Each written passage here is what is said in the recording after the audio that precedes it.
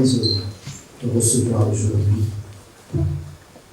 ma sœur et collègue, Madame la ministre Yassine Faye, ministre des Nations africaines et des Affaires étrangères de la République du Sénégal. Je suis d'autant plus heureux que c'est la première visite que Madame la ministre, à titre purement bilatéral, notre ministre, dans un pays étranger, à part des visites faites pour accompagner son Excellence le Président dans ses tournées au sein des pays ACP. Donc c'est un grand plaisir, Madame la ministre, et nous voyons dans ce premier voyage réservé au Maroc un autre signe de cette relation singulière entre nos deux pays, un autre signe de cet attachement réciproque des Marocains et des Sénégalais au développement de la relation bilatérale.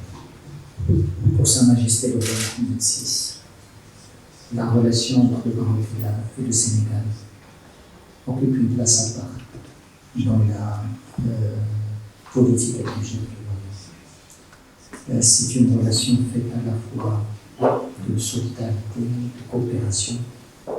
C'est une relation aussi que Sa Majesté le roi a toujours voulu orienter vers le concret, orienter vers le bénéfice mutuel, orienter surtout pour donner un modèle de coopération interafricaine, un modèle de coopération sud-sud très particulier.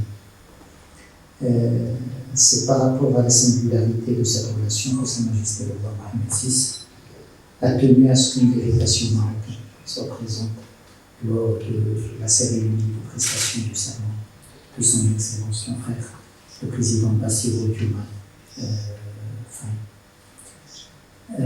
La présence d'une délégation dépêchée par Sa Majesté le roi était un témoignage supplémentaire de l'attachement royal au renforcement de sa relation. Était aussi une expression de confiance de Sa Majesté le roi dans toujours les choix et les décisions du peuple sénégalais et dans les institutions fortes du Sénégal. Le Sénégal a donné encore une fois une leçon de démocratie, de stabilité au continent et ailleurs. Et aujourd'hui, dans la continuité de cette relation singulière, l'instruction de est de renforcer davantage la relation dans tous les domaines. Nous avons beaucoup d'atouts pour la relation bilatérale. Cet ancrage historique, cette relation humaine forte et cette expérience de coopération très fructueuse entre nos deux pays. Nous disposons des mécanismes de coopération nécessaires que nous devons réactiver pour certains, renforcer pour d'autres, ajuster encore pour d'autres. Le Sénégal est le premier partenaire économique du Maroc en Afrique. Et le potentiel est encore énorme pour que les opérateurs économiques puissent accompagner la volonté des deux chefs d'État.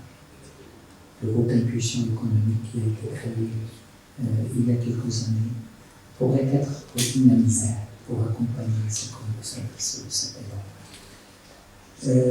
Nous, le Sénégal est aussi le pays où il y a la plus grande communauté marocaine en Afrique, notamment les étudiants.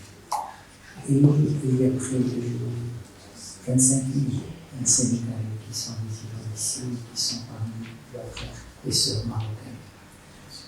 Et cet élément humain fondamental, on devrait le renforcer quand je vois le nombre de vols entre les deux pays, comme on sait, on sent toujours bien. On sent là aussi qu'il y a un potentiel, qu'il y a énormément à faire pour que ce ciment entre les deux nations puisse se poursuivre. Là, nous avons, je pense, dans nos discussions relevé aussi le besoin afin de tenir la prochaine session de la commission mixte à la fin de cette année ou au début de l'année prochaine, pourront faire un autre instrument de renforcement des relations. Le Sénégal est le pays africain qui a été le plus visité par Sa Majesté Mohamed VI, les visites au cours des 2 dernières décennies. Et durant toutes ces visites, Sa Majesté le Roi a tenu à ce que la relation, à ce que la coopération soit concrète, à ce que le partage d'expérience, d'expertise soit réel.